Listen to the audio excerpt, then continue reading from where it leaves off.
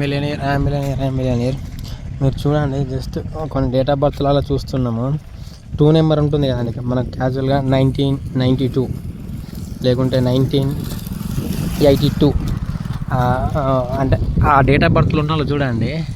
లేకుంటే 2022 2000 ఈ 2 సిరీస్ ఉన్న వాళ్ళకు చూడండి. అంటే ఇయర్లా 4,5,9,0 ఈ అంటే కేవలం 1992 అని రాసి దాని కింద ఏదైనా పర్సన్ చనిపోయింది ఇయర్ ఉంటే అది రాయండ్రి.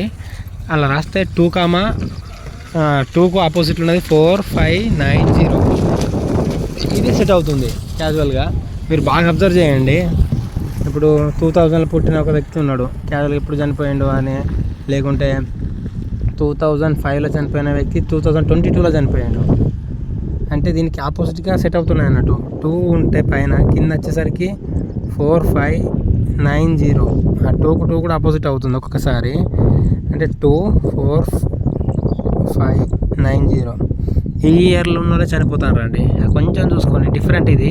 అంటే ఇయర్ని మీరు రాసి కింద చనిపోయే డేట్ ఆఫ్ బర్త్లో ఇయర్ రాసి కింద చనిపోయిన ఇయర్ రాస్తే క్యాజువల్గా కింద సేమ్ ప్లస్ యాడ్ చేస్తే అప్పుడు ఎట్లా రాస్తాం అట్లా అది రాసి చూస్తే ఈ 2 కింద 4590 ఇవే ఉన్నాయి.